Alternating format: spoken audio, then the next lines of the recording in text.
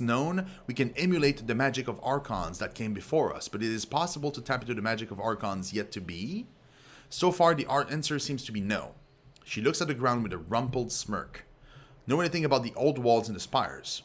Not enough, never enough. Ebb smiles, twirling her staff in her hands. As a child, I was terrified of the old walls. I think that's true of most folk. Now that I can arc gravelight with a wiggle of my fingers, well, I think when I'm shriveled old hag, dying in the old walls would be a great way to go. What can you tell me about of the Bane? What I know is largely taken from Master Camberell's work and some near-fatal experience venturing close to the old walls. As best I understand it, the Banes are bits of magical will that have an extended life of their own. I'm of the belief that they nest or reproduce in the old walls, the only place you regularly find them. Our magic attracts the Bane. That much I know to be true firsthand. Again, this is personal theory, but I'm guessing they eat or drink magics, or spells are invitations to dine. Ask away. Tell me about yourself. What would you like to know? Tell me about your name. Well, I was born Hazen Lavinia, but for most of my life, and I suppose for all the days after, I've known and will be known as Ebb, Tidecaster Ebb. For those trying to be obsequious, I've also probably used a bunch of aliases that are going to haunt me at some point. Hazen, didn't realize you were nobility. I know, I dress myself and cook my own food, so misleading. Mother was a magistrate of Arden, my father was Admiralty. It's mostly meaningless though, our lands are now the overlords. How do you get the nickname? It's one of those not especially funny jokes that stuck long past its season. I wrote the word ebb incorrectly on a written examination. Master Folvax started calling me Ebb from then on. He claimed it fit me. Said it was a cynical little shit that always sees the ebb, never the flow. Okay. Did you always want to be a tidecaster? So when I was a little girl, what I really wanted to be was a marine. The burly bitch at the prow of a trireme. First to crack some skulls when the ships rammed. You know, an honest living. Fortunately, the school sought me out before I got myself killed at sea. The School of Tides was looking for new blood, and my father was an admiral of Avon, so the school wanted me for political connections. I got to spend my first couple years proving I actually belong with the Tidecaster. That was fun. What did you do in the years before the war? My husband was born in Apex, and he left his prosperous lands to be with me. So when the nest was empty, it seemed right we leave my homeland and see his side of the tears. We had a year and a bit to ourselves before the war upturned things. We saw all of Apex. I took him along all my old sailing routes around Five Wives and Sunder. Those were good times. Then came the war, and I learned I would be one of the last steersmen to live free of Kairos. Ever since then, I think Oathbreaker has technically been my chosen profession. Tell me about your family. Trying to salt old wounds. They're all gone, but if you really care to know, I had a husband, 3 kids, siblings I didn't hate. Every family has its trouble. I was lucky that awkward and stilted dinner banter was the worst of it. Tell me about your husband. Pilux Aldenos and I were married in 410. Aldenos was a Falksman of the Vendrian Guard back before they were starving partisans, but I saw him more as a carpenter. Woodworking was just a hobby of his, but my fondest memories are of him trying to shape something, and me making stupid jokes about the firmness of his materials. Oh my. What became of him? He perished at the gates of judgment. I saw him die. I do not wish to discuss it. Just know I've made my peace with it, and I'm glad I was with him on the field of battle when this time came. I miss him, but it might have been for the best. Though he was only a few years older than me, my studies left me always a bit younger than him. The difference grew with time. Tell me about your children. There were the twins, Drevenor and Lorma, then my youngest son, Akamus. Aldenos wanted more, but I was nearing the end of my trials at the School of Tides, and dueling with lethal magics is a terrible idea when with child. Drevenor and Lorma followed my husband's trade and took to the Falks. Akamus liked the harp more than people. Can't blame him one bit. I made sure my children could read, and I'm damn proud of that fact. Probably the only thing I did right. What of the twins? They died at the gates of judgment, or at least Drevenor died, run through by a disfavored spear. Lorma was at the battle, but I don't know what became of her. My fear has been she was recruited by the Scarlet Chorus. Perhaps she has a new name, if she's still alive. There were the twins, blah blah blah. Okay, what became of your youngest? Without Drevenor and Lorma, Akamas, well, he never quite... He took his own life in 430. Whoa! Ebb shrugs, her eyes glancing far away. I should have put him on the trireme and shoved him out into the high sea. He did not ask for birth, nor did I prepare him for the bitterness that life would offer. Okay, I'm very sorry for your loss. Spare me the sorrow. We've all lost family to Kairos. I just lost two in one battle, but even then, I'm hardly unique. What of the rest of your family? My family is Haven folk, through and through. My mother prided herself on being descendant from Hazen Raban, one of the founding magistrate of the city of Ardent. She looks to the side, mouth twisting in thought. Sad thing is, they died during the conquest, but that's not how I lost contact. I lost contact because magic and travel became my life. I had plenty of time to get to know them as an adult, but I simply missed it. But that's one's my fault. I can't rightly blame Kairos for everything.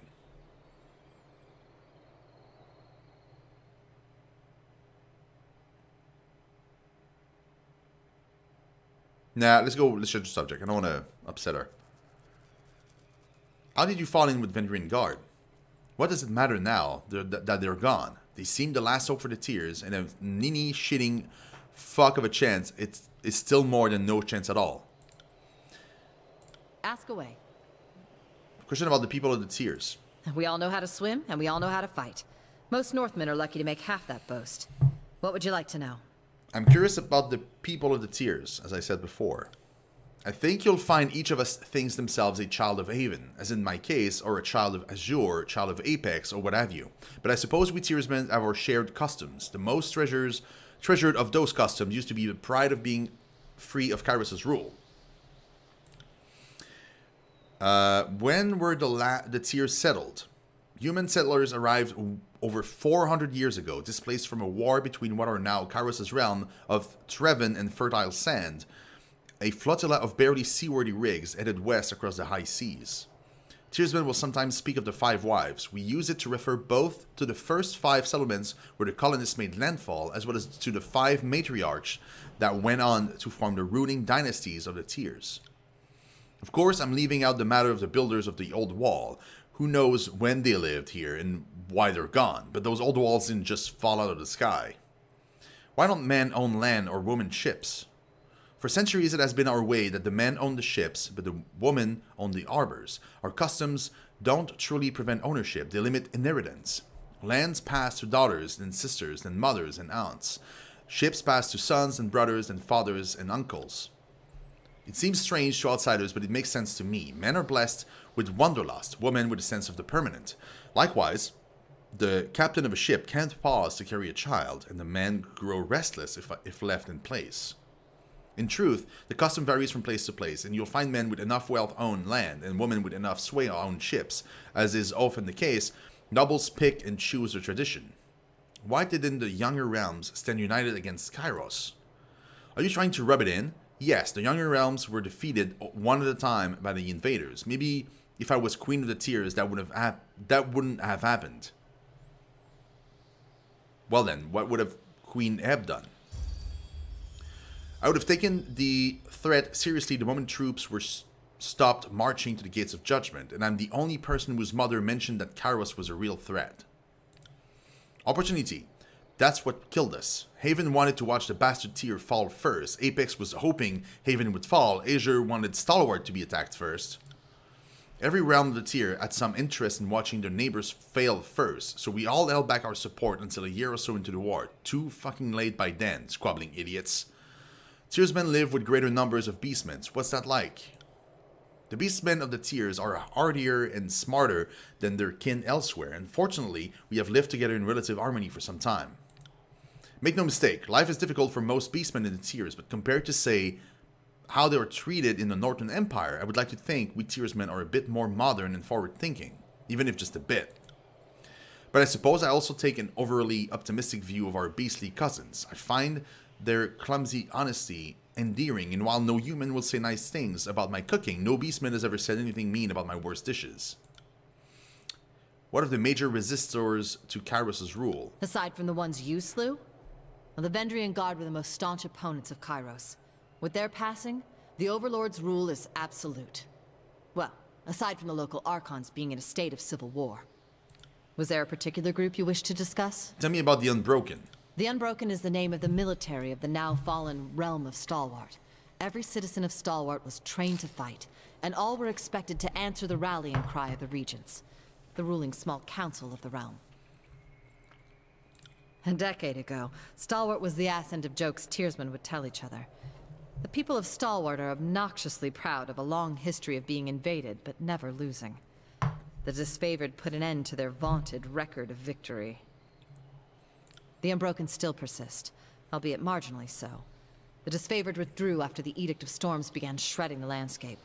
Their holdfast of Sentinel Stand Keep was never taken, and the citizen army, though scattered, could still be rallied. Tell me about the Stonestalker tribe. Kairos' war was disastrous to the human realm of Azure, but a stroke of good luck for the numerous beastmen that toiled in Azure's endless wheat fields. With the Masters all dead, the serfs have been set free. The Stonestalkers are a tribe born from these newly freed beasts. I imagine they would never bow to Kairos or the Archons. Too many generations have been enslaved. I'd wager anything they'll die before they ever bow.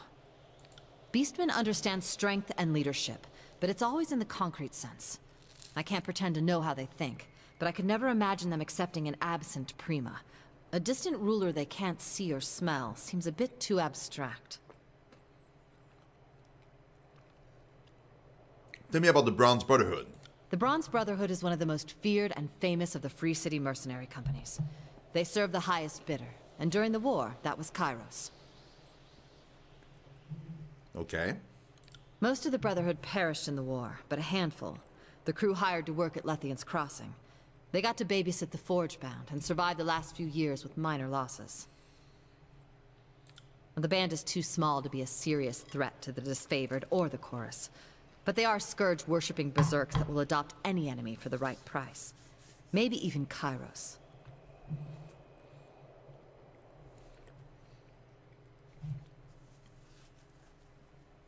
It's toast with I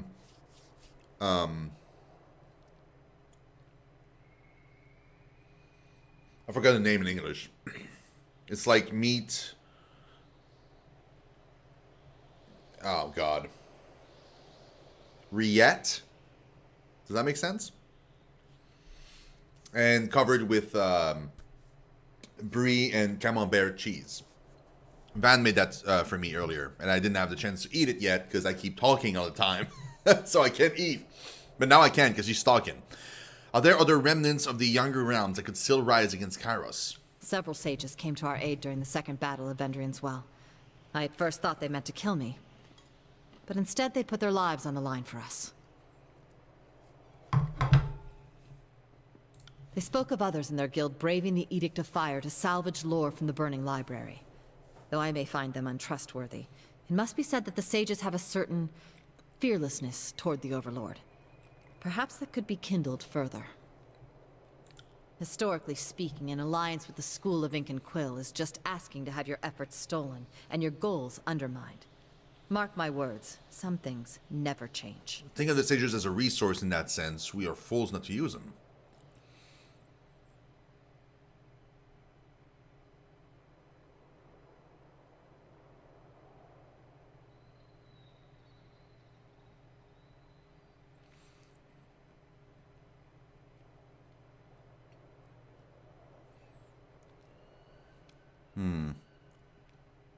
Well, perhaps we can shove them in front of the enemy. And the ones that volunteered at Vendrian's Well weren't all bad. Okay, let's change the subject.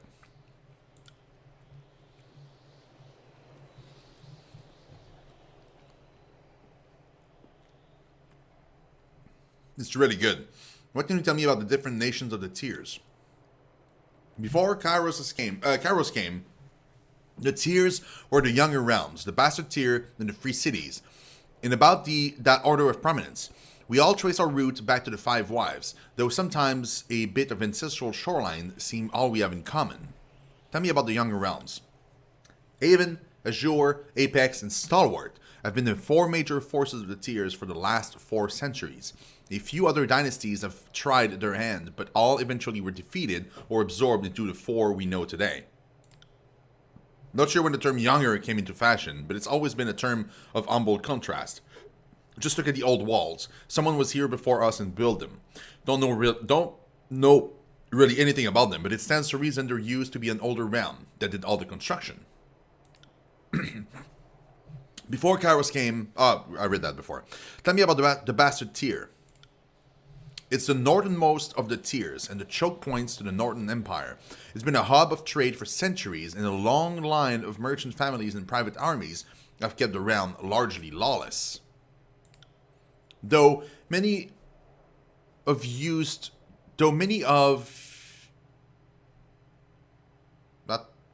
that's not a sentence. Though many used to joke about the Bastard City being sacked by rabid dogs, Tunon's capture of the city was a terrible blow to the morale of the Tearsmen. We knew that day Kairos was more than just a fun story to scare your kids. Before Kairos came, the Tears were the younger realms. I've read that before again. What can you tell me about the Free Cities?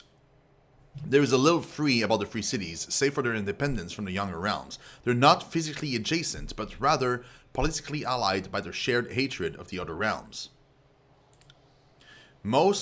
All of the Free Cities were defeated with little efforts by Kairos' force. Way I heard it, Nerat just had to have agents hire up their mercenaries and order them to simply be elsewhere when the armies of the Overlord arrive. Before Kairos came, I read that before, damn it!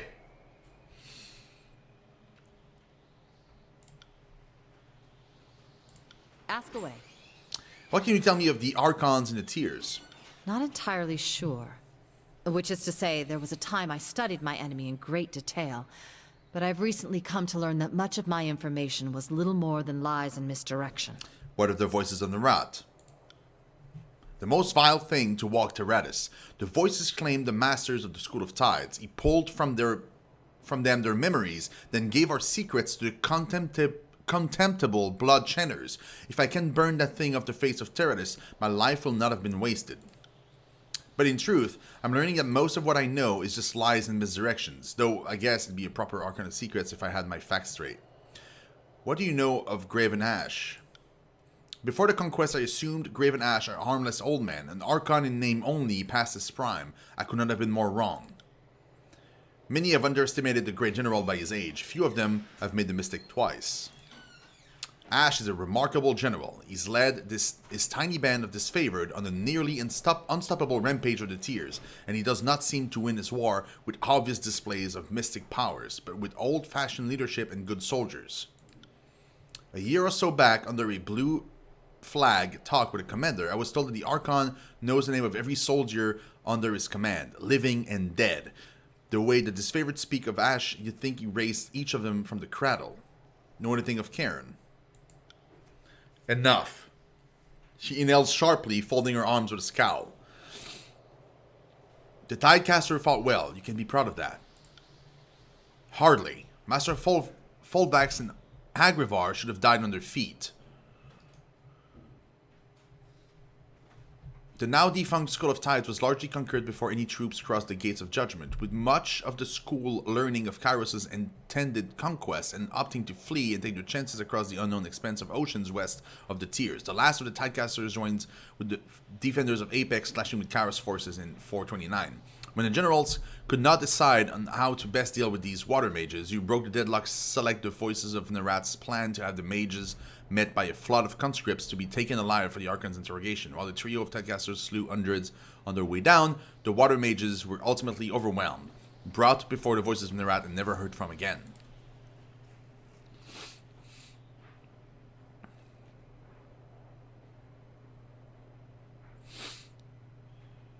Yeah, I'm not going to ask. Let's change the subject. I know what happened. It was my decision. Which is to say, there was a time I studied my enemy in great detail. What do you know of Siren? I'm sure there may be younger Archons in the historical records, but Siren is certainly an unusually powerful child. It's said half of the Scottish chorus was recruited by Siren's persuasive song, and I not doubt it. I also know the voices of Nerat put a shackle on her power, probably feared she'd become the favorite of the rabble. Ask away. What do you know of Arcane Society? I know a great deal of the mages of the Tears, or at least their history. Most are dead now. I know a little less about the guilds sworn to Kairos' Archons, but I try to make an effort to know my opposition. Tell me of the Earthshakers. The Earthshakers are the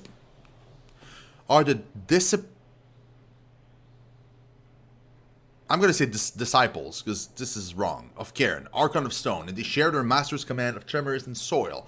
And they also share Cairn's aloof, brooding temperament. From what I gather, the Earthshakers serve the disfavored, but the relationship has been deeply strained by Cairn's fall from grace. I could imagine there's the fear Cairn shared with them, summoning something submissive or treasonous. Tell me about the Bloodshaders. The Bloodshaders are the voices of the Rat's cabal of mages. Their magic is taken from the sigil of Siren, and from techniques stolen from the school of Wild Wrath, namely their magic of fire as learned from Thousand Embers' Archon of Fire.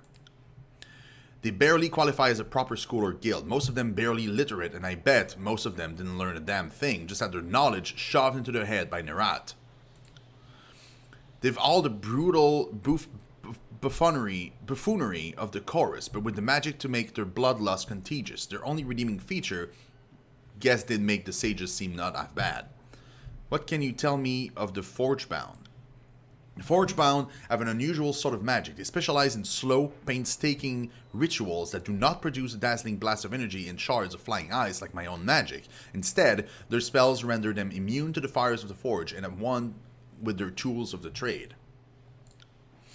I admit I'm a bit of fascinations with the guild. I much prefer the power of and brutality of my own magic, but if I lived in a calmer, wiser time, I think there could have been a great satisfaction in using magic to become the master of one's craft. Tell me about the School of Ink and Quill. Behind the Tidecasters, the sages of the School in Ink and Quill are the second oldest arcane institution in the Tiers. We go way back a ways. There's a lot of bad blood. If I'm being objective, the sages claim to be scholars interested in collecting, archiving, and preserving lore from and for all of humanity. They're quite keen to gather lore, but in no sense do they seek to share their knowledge with their Tiersmen. Many of our secrets have been pilfered by Sage spies over the centuries, and we're not alone. The Sages have the secrets of many other guilds. Their generations of theft have made them versatile and dangerous. Tell me about your own guild, the School of Tides. Our patron, Occulted Jade, Archon of Tides, is as old as the settlers of the Five Wives, and for nearly 5 centuries we were masters of the coast and the rivers. These days it's a school of one. You're looking at it. She thumbs her chest with a bemused smirk. Why didn't your Archon fight in the war? About a year or so before the troops arrived in the Bastard Tier, Occulted Jade proclaimed the age of the Tiers was over and said she'd depart southwest into unknown, unending ocean rather than face Kairos. Most of my guildmates went along, choosing to risk the endless ice seas rather than risk battle. A few of us, the militants, as our peaceful brethren dubbed us, chose to stand and fight. To my knowledge, I am the last of those who decided to stay and fight. What was your school like before the war? There was a time when the Tidecasters were the most powerful guild of the Tiers. The Kingdom of Haven accepted us as defenders of sea trade, and the noble houses gave us peace and quiet in exchange for teaching their sons and daughters music, writing, and navigation. Though the other coveted our knowledge, they feared our wrath. Between our destructive magic and our Archon patron, others knew that attacking us meant suicide. How did the school fall? The Archon Cairn issued a challenge, and Master Fullbacks, Agrivar, and Camberil leapt at the chance. I told them it was a hopeless clash. I think they were ready to die. The end of the story you should already know. Some of the Fatebinders made sure the Tidecasters Elder were taken in chains to the voices of the rat. Not that I'm still bitter. Eyes you with a scowl. Okay, she doesn't like me because of that, yeah. All as the Five Wives. By all accounts, Occulted Jade was among the initial settlers that made landfall in the Tiers before Kairos first cast an edict.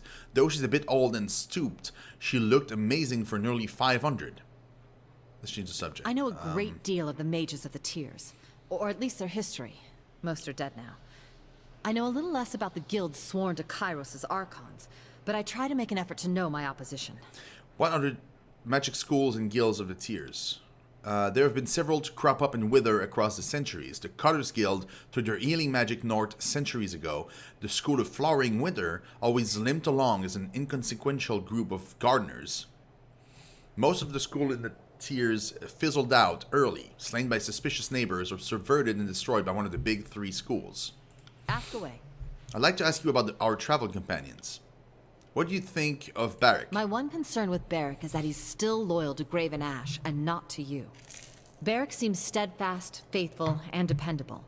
But if it comes down to you versus Graven Ash, therein lies the test.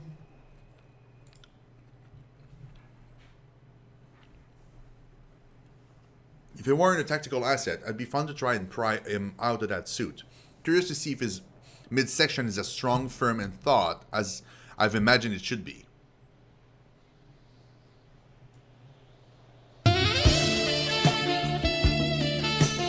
Damn, girl!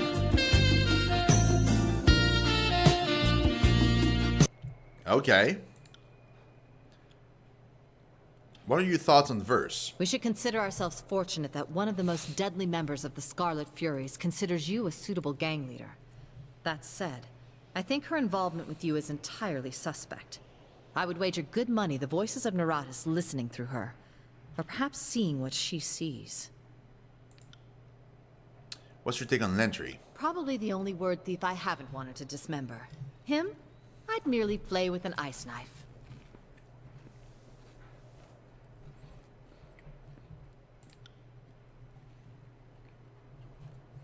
Hold on, guys.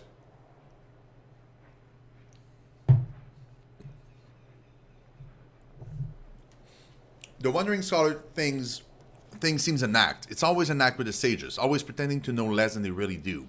I'm sure he's got 1,000 reasons for why he's not like them or more trustworthy than the rest, but I know his type, and so I don't trust him. Ah, that's high praise coming from you.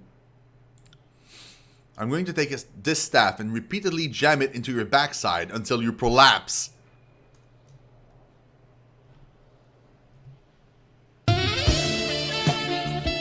Damn, girl! What's going on there? Ugh. Ah, just like that. Balance is restored to all known existence. You had me worried there. Ask away. What is it you need? I'm gonna try her out. Try her out. Of course. It's about time to stretch the old sea legs. I'll remove I will Lentry for a return to our second. holdfast at once. Let's see what she's got.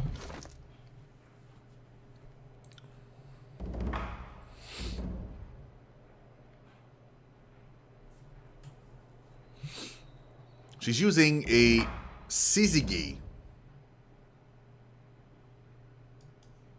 Freezing. A weapon crit frozen target for 6 seconds. First, some specimen of the modern Tidecaster staff. A bladed polearm with a much more martial, intimidating construction than the humble and hand-carved wooden staves that the first Tidecasters repurposed from sailing oars. Festooned upon about the haft are etchings of the celestial dance between the sun, Tyranny, and the moons.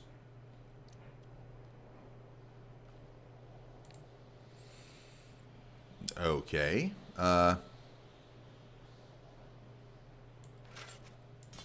Sure, man. Hold on. What's your skills?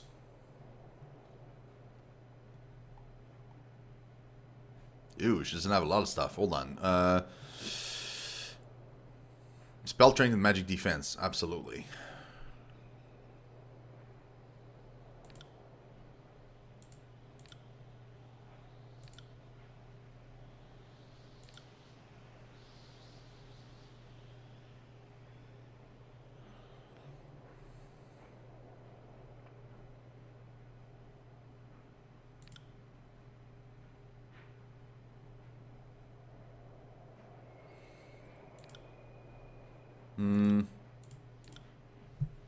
Yeah, let's give her that.